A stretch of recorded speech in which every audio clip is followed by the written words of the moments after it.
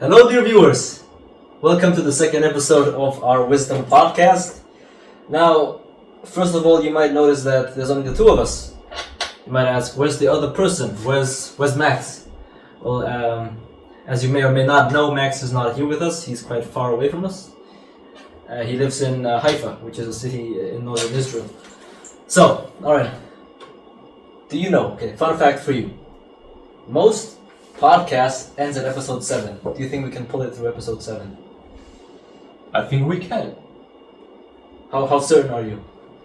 Well, 9 out of 10. Okay. Because of the homeworks, Alright, so today's episode, the topic for today's episode is indoctrination versus education.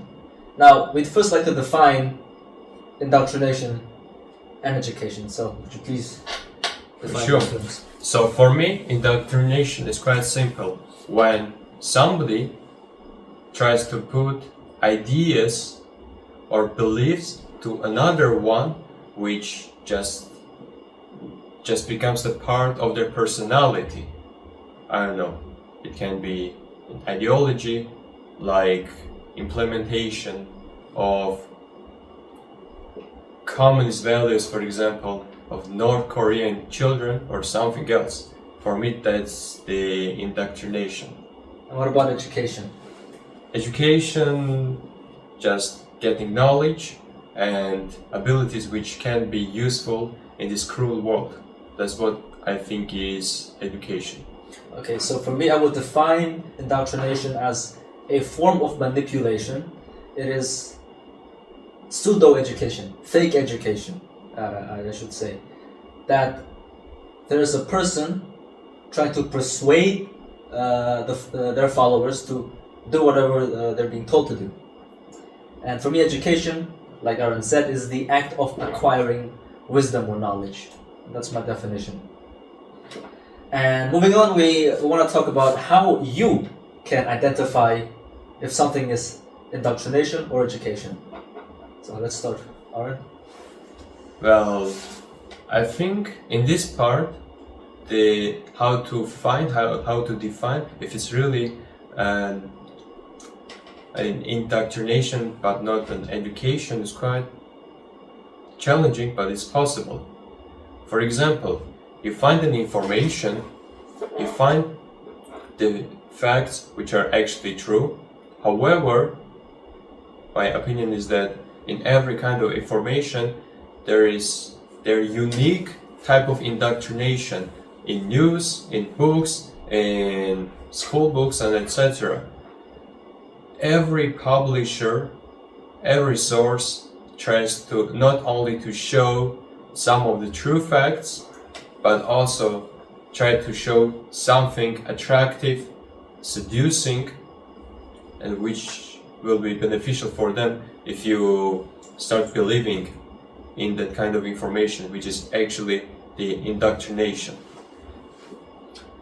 Well, yeah, I think it all comes down to fact checking whether something is true or not. Exactly. I know it's very difficult. It's a very difficult process to identify whether something is indoctrination or education. We need reliability, like a reliable news source, reliable newspapers, reliable media. And I take the act of acquiring knowledge getting wisdom, getting educated is a very serious act. So for me, it's like an act of discovery. I have to verify, to fact check. It is almost the same thing as going through a bunch of mysteries, opening secret doors, and uncovering what's underneath the ground. That's for me is how one can identify if something is indoctrination or education. True. No, you wanted to make addition? No. Let's move on to the real world example. Sure. Okay.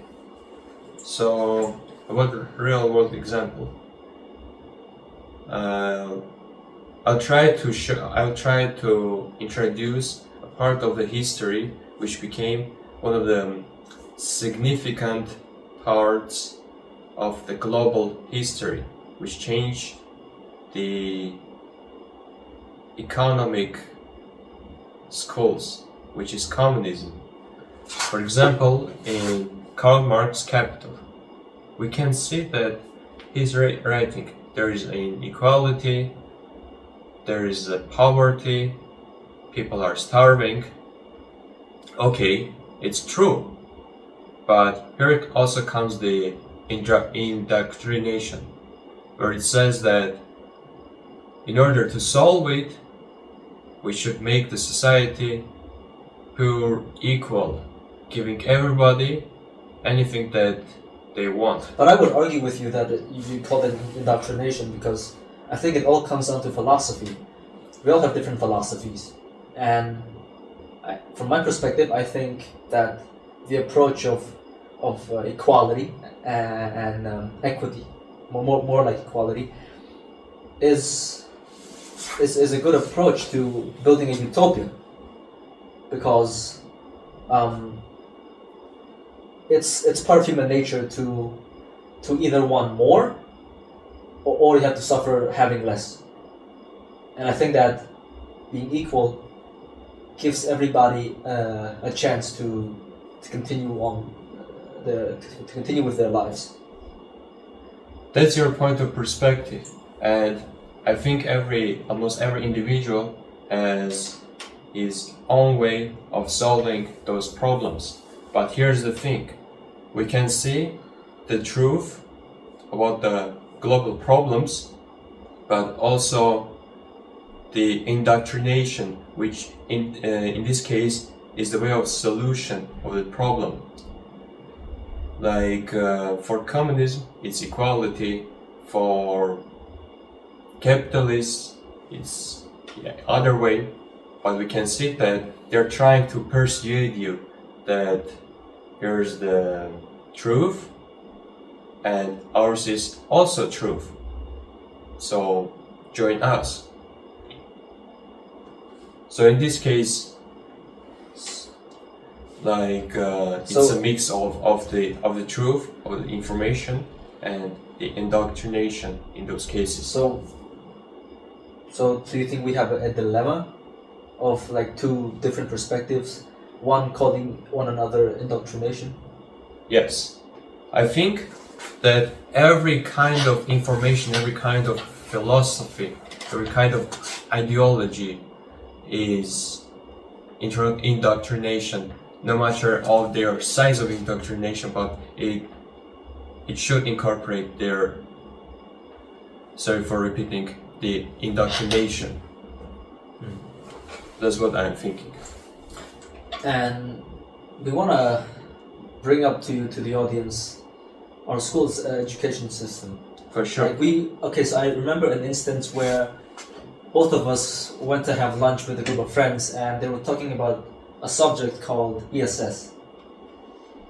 Yeah, I'm the part of the subject, and I know. Well, first of all, explain to the audience what ESS is. Yeah, sure. So ESS is like the ecology subject, which is environmental. The acronym, like ESS. Of course. What do they stand for? ESS is environmental. How was that called? System to society. Yeah, I even started to forget because of this userness. Yeah, environment, systems, and society, or something else. It doesn't matter. It's related to ecological subject, which explains that there is a pollution, there is carbon dioxide, and other things. However, I really appreciate those types of subjects. However, the level of indoctrination of the subject is quite enormous than it should be. For example, in the second chapter, we are seeing that it says you shouldn't eat fish because fish, like tuna, contains enormous levels of mercury, which is very bad for our health. However, in the next chapter, it says do not eat meat, like not fish, not beef, not anything else. Just don't eat meat, and it will save the world, the ecology, ecosystem, and etc. But I think it's absurd. It just tells you not to consume not to fill your basic needs, your anthropological basic needs in this world as a human. So it's the indoctrination of rejecting some of your natural desires, which is eating meat. Okay, so I can see the contrast between those chapters, and you would call it indoctrination. Of course, because it almost does not give us the required knowledge of changing the world, of making it better, where there will be less pollution, where people will actually care for our planet. No, it just says we should sacrifice many things in order to save planet, but I cannot see any relevance in those issues, because there are many ways of saving our planet without any big sacrifices, such as the rejection of eating meat or other natural desires of human. Okay, so what do you think is the impact of indoctrination in our society? Because there's this conspiracy theory that there is an underground society, like a Freemason society, that controls everything. So what do you think about that? Actually, I'm not a strong believer of conspiracy theories, but I'm sure, like, taking from the historical facts, that indoctrination causes only negative consequences. After all, the people are getting indoctrinated because their critical thinking is not enough to understand what's indoctrination, what's information. Therefore, we get the society with more extremist norms, or with different types of moral norms, like TikTok, for example. The TikTok hookup culture, where it says that you can sleep with a reference from our previous video, that you can sleep with tons of girls, and it's normal. However, it's not normal. It's bad of just destroying the previous traditional norms and moral norms, which were created for a sustainable society, which are exponentially getting destroyed in our modern world. And not like it's happening nowadays, it also happened in the past, when, for example, after the death of dictator of Albania, Enver Hoxha, the whole country was not in a good situation after economical crisis, the war among the politicians for the power of the country, as well as ruined relationships with other countries. And yet, I want to make addition about that situation which happened in Albania at those times. You know, in 1944, the majority of Albanian population were not educated. However, during the reign of Hoxha in Albania, the number of educated people started to rapidly grow. Almost everybody in Albania became educated. They knew math, physics, chemistry, and other things. However, they were educated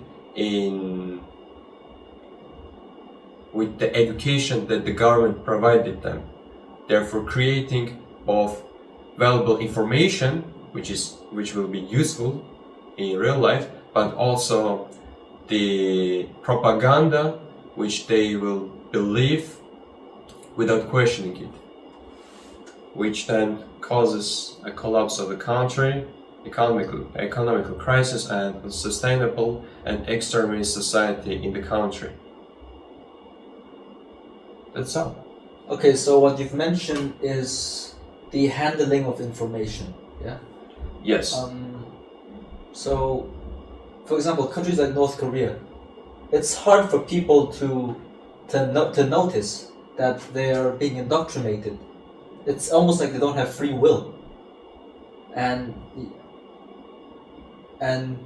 maybe the North Korean government is indoctrinating us because maybe they're faking that the country is bad. That behind the walls, everything is good. Like North Korea is a utopia. Because we can't know for sure. Like we cannot trust our senses. Now, it's almost like going back to TOK, like the theory of knowledge.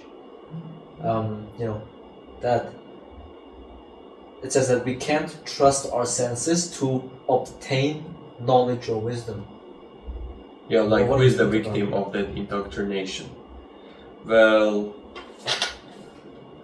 actually, I want once again to use the facts, such as the refugees from North Korea which escaped to South Korea. There are programs for those refugees in Seoul where they send them to normal apartments so they will get adapted to their societal norms and understand their systems. Because many North Koreans, after escaping their country, they were indoctrinated. Many of them, well, they still were trying to live with the norms that the government of Korea provided them, that forced them to live like that, such as having super extra economy when they are managing their house, their finance, and just blindly obeying and following any agitations, any propaganda from the government of South Korea. So that's why I think that's the cause of the indoctrination, where people just cannot live normally in other country. They just need the time to get adapted, and that's the problem. It creates societal segregation between the refugees and the native people, which is also not good for the sustainability of the society. Okay, now going back to education, I have a very interesting question for you. Do you think the education system should focus more on, literature or human science, or just pure science? Like, what's your understanding, or what's your answer to this question? Well, and mathematics as well. Which one should the system focus more on? You know what? I always appreciated the types of the educational systems that, first of all, did not promote mathematics, physics, literature, or anything, but they tried to introduce the younger generation of how to be free, how to feel the sense of freedom. So you want them to find their own passion? Yes, exactly. Because, I would say, in primary school, middle school, what subjects do we learn? We learn literature, chemistry, physics, math, history, bunch of subjects, and you cannot decide which one to choose. It's again an indoctrination where you are forced to know everything, but also how to know nothing, because physics, math, it's good, it's excellent. However, you don't know how to use it, how to be a critical thinker, how to promote your voice in the society, and how to use the public power and the freedom provided by the system of the country for your own good. You have more to add? I think that's all for me. Okay, so I think what we've mentioned earlier about allowing kids to focus on what they love is being implemented in Finland, and according to statistics, Finland performs the best at at education. And I think that the rest of the world should look at Finland and Of course. see how they're doing with their education system. Now, in Singapore, countries like Singapore and Taiwan, they also focus so much on education that parents would often pressure their kids to perform well. And yeah, in most cases, kids do perform well. But there's just this tension and stress that plays a psychological impact on the children growing up, which can, of course, lead to suicide. Exactly. Because when you were a kid, you're being told that you're the best, you have to be the best. And when you grow up, things change. Things don't go your way, and you start to doubt yourself. And I think this is a serious problem when it comes to education. The influence of parents on their own kids. Exactly, it's again an indoctrination. When for example, you're good at maths in primary school, you're not exactly your parents, but as an example, on average, parents come and say, you're good at math, you will become a new scientist, you will invent new things, you will become a pure genius and other things. It creates structure, it creates ambition for the child to become that super mega genius scientist, inventor of something, and etc. And when he, in future, if he will fail to do all that, he'll just fall into depression. That's true. And about the strict education of children. So here's another fact that shows that child and teenager naturally they like discovering something new, understanding the world.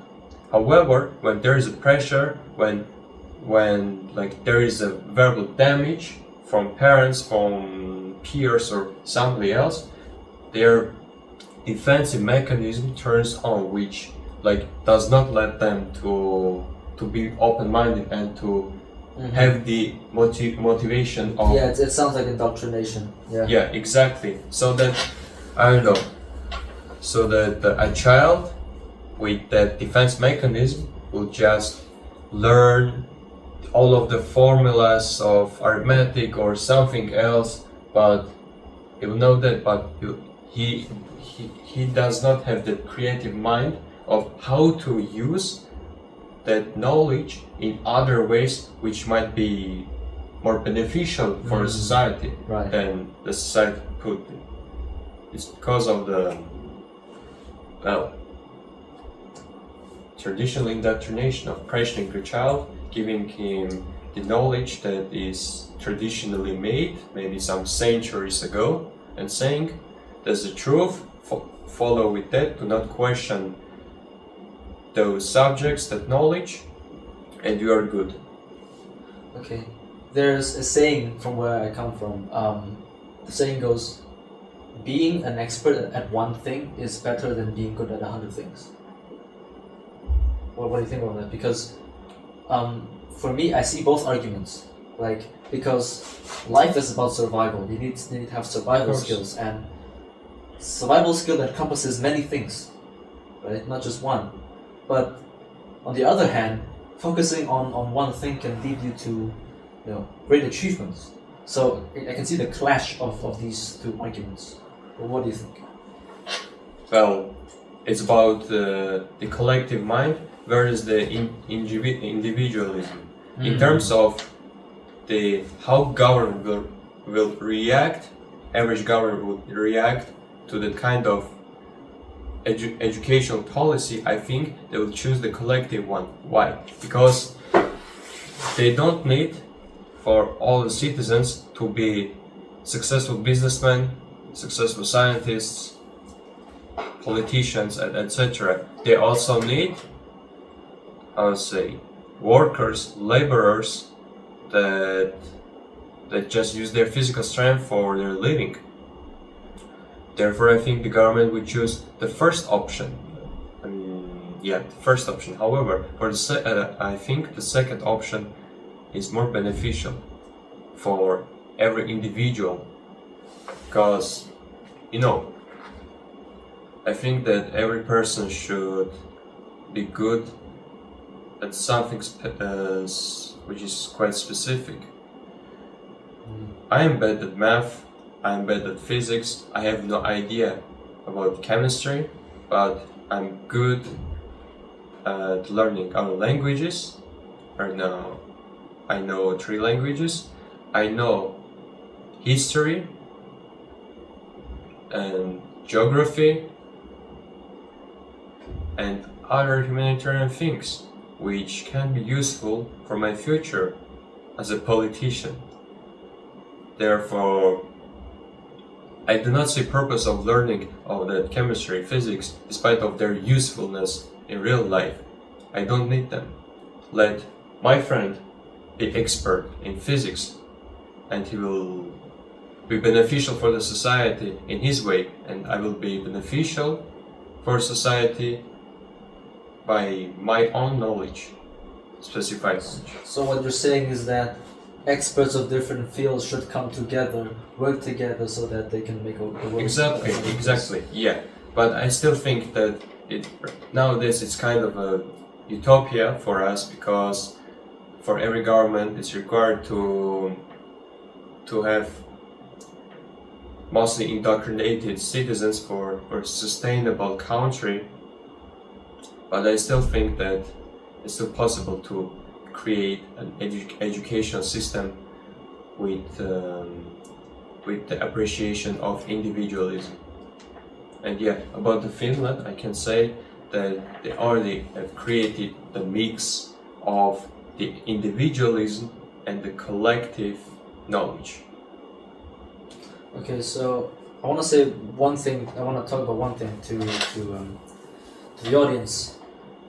I would have made another video about my approach to education, but I just want to incorporate this idea within the podcast. So I am a huge fan of physics and mathematics, and for me, my approach to learning those subjects is to just understand the subject conceptually and know like a few things about how to compute stuff, because nowadays it's the age of AI, and when I want to do computational stuff, I would just plug in the questions so that the data will be solved, that the question will be solved by AI.